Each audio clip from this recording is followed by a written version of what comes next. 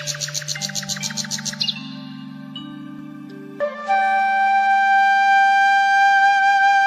छोटे से गांव में एक ईमानदार और मेहनती किसान रहता था। उसका नाम रमेश था। वह गरीब था, लेकिन उसके दिल में अमीरों से ज्यादा ईमानदारी और मेहनत का जज्बा था। उसके पास थोड़ी सी जमीन थी, जिस पर वह खेती करता था। उसकी खेती से जो भी फसल उगती, वह उसे सच्चाई और मेहनत से उगाता और बेचता। रमेश का मानना था कि ईमानदारी से जो भी काम किया जाता है, उसका फल हमेशा मीठा होता है। रमेश का एक सपना था कि वह अपनी मेहनत से इतना संपन्न हो जाए कि वह अपने गांव के अन्य किसानों की मदद कर सके और उन्हें भी ईमानदारी से काम करने का संदेश दे सके। वह हमेशा इस बात का ध्यान रखता था कि उसके काम में कोई भी धोखाधड़ी न हो और न ही वह कभी किसी से झूठ बोले। रमेश की जमीन बहुत बड़ी नहीं थी, लेकिन उसने अपनी जमीन का सही इस्तेमाल किया। वह हर साल फसलें उगाने से पहले जमीन की मिट्टी की जांच करता और उसे उत्तम बनाने के लिए जैविक खाद का इस्तेमाल करता। उसका मानना था कि प्राकृतिक संसाधनों का सम्मान करना चाहिए और किसी भी प्रकार की रासायनिक खाद का उपयोग नहीं करना चाहिए, ताकि भूमि की उर्वरता बनी रहे और पर्यावरण भी सुरक्षित रहे। रमेश की ईमानदारी का उदाहरण एक घटना से मिलता है। एक बार गांव के पास एक व्यापारी आया, जिसने रमेश से उसकी सारी फसल खरीदी। व्यापारी ने रमेश को बहुत अच्छे दामों पर फसल बेचने का वादा किया और रमेश ने विश्वास करते हुए अपनी सारी फसल बेच दी। कुछ दिन बाद व्यापारी ने रमेश को कुछ कम पैसे दिए और कहा कि बाकी का पैसा वह अगले सप्ताह देगा। रमेश ने बिना किसी सवाल के व्यापारी की बात मानी, क्योंकि वह जानता था कि सच्चे इंसान को किसी से भी सवाल नहीं करना चाहिए। हालांकि व्यापारी अगले सप्ताह भी पैसे देने नहीं आया। 2 महीने बीत गए, लेकिन व्यापारी ने अपना वादा पूरा नहीं किया। रमेश ने बिना गुस्से के व्यापारी से मिलकर कहा, मैं जानता हूं कि आप बहुत बड़े व्यापारी हैं, लेकिन मेरी मेहनत का फल भी मुझे चाहिए। व्यापारी ने हंसते हुए कहा, तुम छोटे आदमी हो, तुम्हें क्या समझ में आएगा। रमेश ने ठान लिया कि वह अपने पैसे वापस जरूर लेगा। उसने कानून का सहारा लिया और मामले को पुलिस के पास ले गया। पुलिस ने व्यापारी की जांच की और पाया कि व्यापारी ने न केवल रमेश, बल्कि कई अन्य किसानों से भी पैसे नहीं दिए थे। अंत में व्यापारी को गिरफ्तार कर लिया और उसे अपनी गलतियों का भुगतान करना पड़ा। रमेश को उसकी पूरी राशि मिल गई। इस घटना ने गांव में एक नई जागरूकता पैदा की। अन्य किसान भी अब रमेश से प्रेरित होकर ईमानदारी से काम करने लगे। रमेश की ईमानदारी ने न केवल उसे सफलता दिलाई, बल्कि पूरे गांव के किसानों को एक नई दिशा दिखाई। वे अब जानते थे कि सच्चाई और मेहनत से ही जीवन में सफलता मिलती है, भले ही रास्ता कठिन हो। रमेश का जीवन एक प्रेरणा बन गया। उसने सिखाया कि ईमानदारी के रास्ते पर चलने से कठिनाइयों का सामना करना पड़ता है, लेकिन अंततः जीत उसी की होती है जो सच्चाई का साथ देता है। उसकी जिंदगी एक मिसाल बन गई और आज भी गांव में उसकी ईमानदारी और मेहनत की कहानियां सुनाई जाती हैं।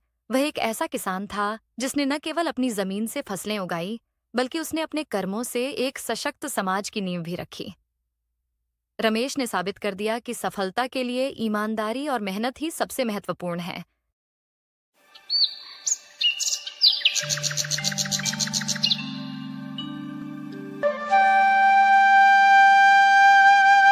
किसी गांव में एक आम वाला रहता है। उसका नाम रामू था। वो बहुत ही मेहनती और ईमानदार इंसान था। हर साल गर्मियों के मौसम में जब आम पककर तैयार होते, तो वो अपने गांव के आसपास के क्षेत्रों से ताजे और मीठे आम लाकर बेचता था। गांव के लोग उसकी ईमानदारी और अच्छे आमों की वजह से उसे बहुत पसंद करते थे। वो हर रोज सुबह बहुत जल्दी उठता और अपनी दुकान सजाकर बैठ जाता था। उसके आम इतने स्वादिष्ट होते थे कि उसकी दुकान पर हमेशा भीड़ लगी रहती थी। रामू का एक सपना था कि वो कभी बहुत अमीर बनेगा। वो सोचता था कि अगर वो बहुत पैसे कमा लेता तो उसके पास सब कुछ होगा। वो एक बड़ा घर बनाएगा, अच्छे कपड़े पहनेगा और आराम से अपनी जिंदगी जिएगा। लेकिन उसकी यह ख्वाहिश धीरे धीरे लालच में बदलने लगी। वो दिन प्रतिदिन अपनी कमाई को देखकर और ज्यादा पैसे कमाने की सोचने लगा। उसे अपनी मेहनत से कमाए गए पैसों में संतोष नहीं हो रहा था और वह सोचता था कि अगर थोड़ा और मेहनत कर लिया जाए तो वह अपनी ख्वाहिशें जल्दी पूरी कर सकता है। एक दिन रामू के पास एक आदमी आया। वो आदमी शहर से था और गर्मियों के मौसम में आम खरीदने आया था। उसने रामू से कहा, तुम्हारे आम बहुत अच्छे हैं। मैं तुम्हारे पास से एक बड़ी खेप लेना चाहता हूँ, ताकि मैं उन्हें शहर में बेच सकूं। रामू को इस बात से बहुत खुशी हुई। यह एक बड़ा मौका था उसके लिए, लेकिन उसे ये भी ख्याल आया कि अगर वो आमों को महंगे दाम पर बेचे तो वो ज्यादा पैसे कमा सकता था। रामू ने आदमी से कहा, मैं तुम्हें आम थोड़ा महंगे दाम पर दूंगा, क्योंकि मेरे आम बहुत अच्छे और ताजे होते हैं।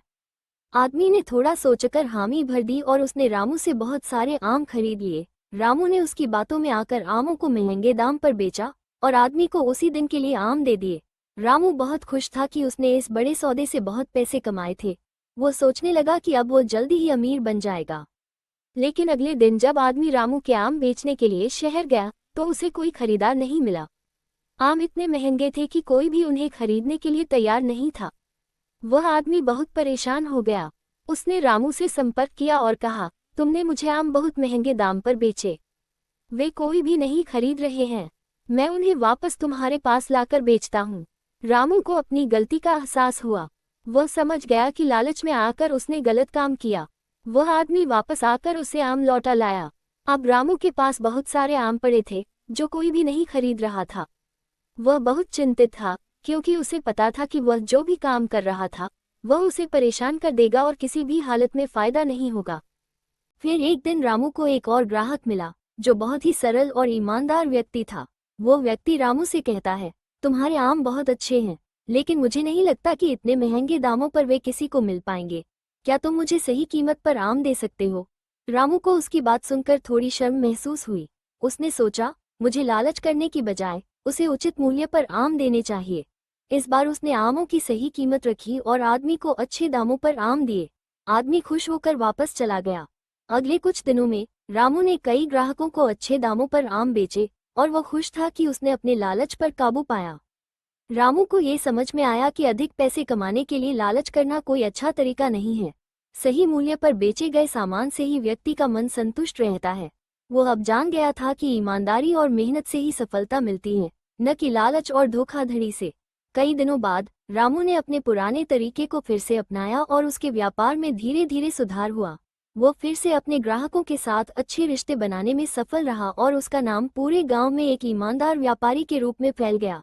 अब वह संतुष्ट था, क्योंकि उसने अपनी मेहनत से और सही तरीके से पैसे कमाने का तरीका खोज लिया था।